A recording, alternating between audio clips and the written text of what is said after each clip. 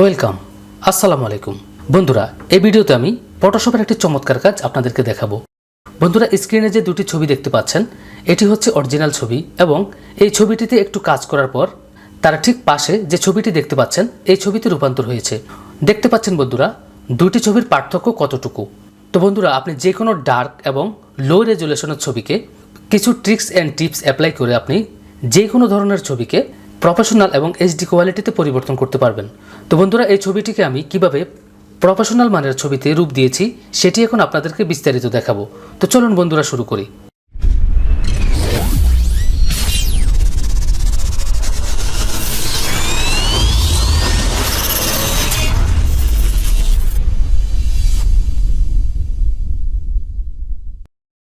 তো আমি প্রথমে এই ছবিটি ডিলিট করে দিচ্ছি। এখন আমরা এই ছবিটি নিয়ে কাজ করব।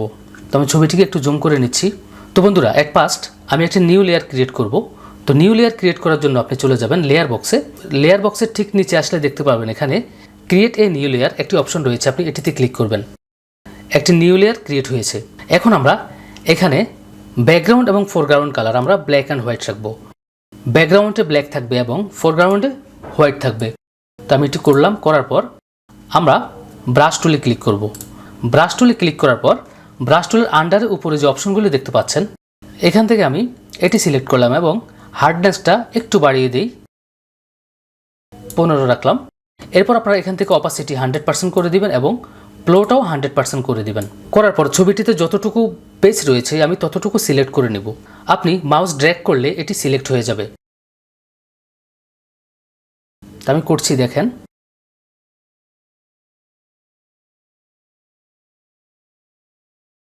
আগে আমি বাউন্ডারিটি দিয়ে নেই যেন করতে আমার সহজ হয়।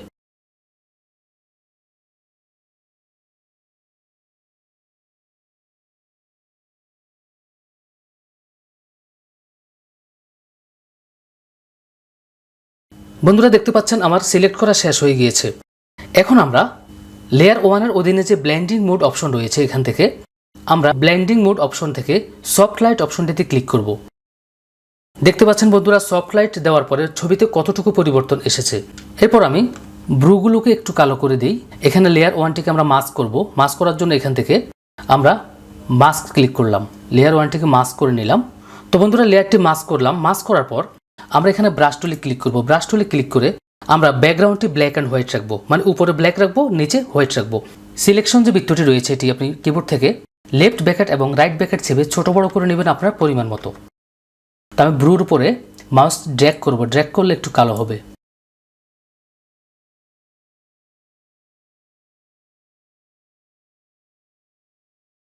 এবার চোখগুলোকে একটু কালো করে দেই। চোখের উপরে একটু আইব্রু দিয়ে দেই। আপনি চাইলে চোখের উপরে একটু আইব্রু দিতে পারেন। একইভাবে আপনি ব্রাশ টুলটি দিয়ে ড্র্যাগ করলে এটি হয়ে যাবে।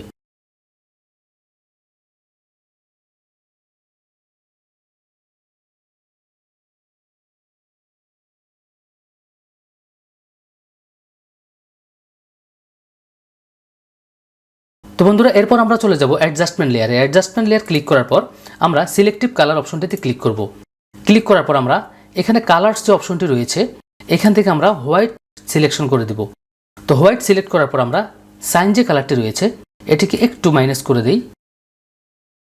মেজেন্টাও একটু মাইনাস করে দেই। করার পরে আমরা আবার চলে গেলাম লেয়ার প্যানেলে। লেয়ার প্যানেলে যাওয়ার পর আমরা এই 3টি লেয়ারকে সিলেক্ট করব।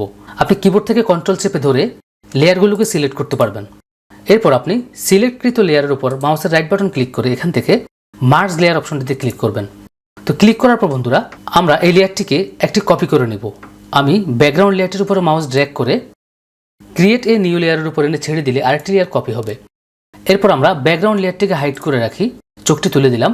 তারপর আমরা চলে যাব ফিল্টার মেনুতে। ফিল্টার মেনুতে এসে আমরা ক্যামেরার ও ফিল্টার অপশনটিতে ক্লিক করব।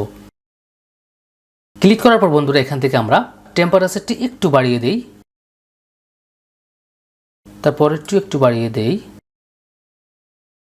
এরপরের যে অপশনটি রয়েছে, আমরা এখান থেকে লিউমেন্সটি আমরা 50 করে দেই। লিউমেন্স কন্ট্রাস্টটি আমরা 50 করে দেই।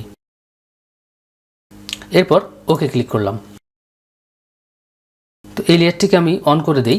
দেখতে পাচ্ছেন বন্ধুরা কতটুকু পার্থক্য চলে এসেছে ছবিটির মধ্যে। এরপর বন্ধুরা এখানটায় দেখতে পাচ্ছেন কিছু কিছু জায়গায় রিফ্লেকশন রয়েছে, মানে ছবির মধ্যে একটি জ্বলা জ্বলা ভাব আছে।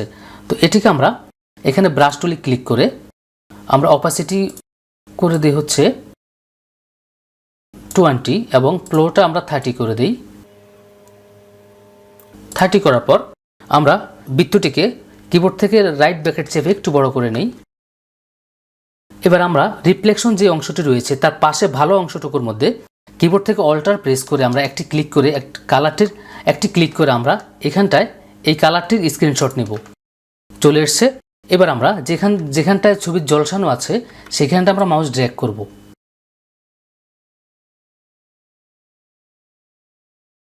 দেখতে পাচ্ছেন বন্ধুরা এতক্ষণ ছবিতে যে জ্বলা জ্বলা ভাবটি ছিল সেটি কিন্তু অনেকাংশে কমে গিয়েছে। এখন আমরা ঠোঁটের মধ্যে একটু লিপস্টিক লাগাবো। ঠোঁটে লিপস্টিক লাগানোর জন্য আমি একটি নিউ লেয়ার ক্রিয়েট করলাম। নিউ লেয়ার ক্রিয়েট করার পর আমরা এখানে ফোরগ্রাউন্ড কালারে একটি কালার সেটিং করব। যেই কালারের লিপস্টিক আমরা দিতে চাচ্ছি সেই কালারটি আমরা এখান থেকে সেটিং করব। তো আমি এই কালারটি নিলাম। নেওয়ার পর আমরা ব্রাশ টুলে ক্লিক করব। ব্রাশ টুলে ক্লিক করে এখানটা অপাসিটি আমরা 100% করে দিব এবং ফ্লোটিও 100% করে দিব। তো করার পর আমরা ঠোঁটটিকে সিলেকশন করব। আমি বৃত্তটিকে একটু ছোট করে নিচ্ছি।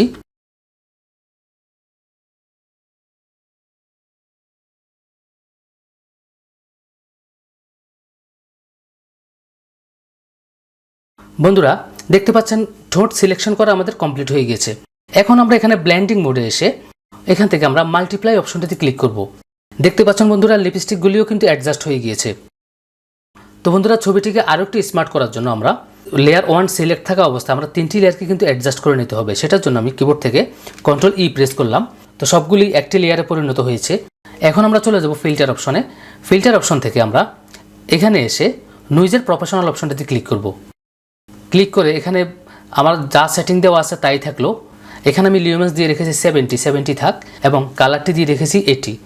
তো এই অবস্থায় রেখে আমি ওকে ক্লিক করলাম। তো বন্ধুরা আগের ছবিটি এবং বর্তমান ছবিটি কতটুকু পার্থক্য এটা নিজের চোখেই দেখলেন। তো বন্ধুরা আসল কথা হচ্ছে কোন ছবিতে কি কালার দিলে ভালো লাগবে সেটা কিন্তু আপনার উপরেই ডিপেন্ড করে। কারণ সব মানুষের ছবি কিন্তু একরকম উঠে না। যেমন ফর্সা মানুষের ছবি একরকম উঠে এবং যারা একটু কালো বর্ণের আছে তাদের ছবি কিন্তু আরেক রকম ওঠে। তো আপনি নিজেই ঠিক করতে হবে কোন ছবিতে কোন কালারটি দিলে আপনার কাছে ভালো লাগবে। তো বন্ধুরা আশা করছি টিউটোরিয়ালটি আপনাদের অনেক ভালো লেগেছে। আর যদি ভালো লেগে থাকে তাহলে অবশ্যই লাইক করবেন এবং আমাকে কমেন্ট করে জানাবেন। তো বন্ধুরা দেখা হবে পরবর্তীতে আবার নতুন চমৎকার কোনো টিউটোরিয়াল নিয়ে। সে পর্যন্ত সবাই ভালো থাকুন। আল্লাহ হাফেজ।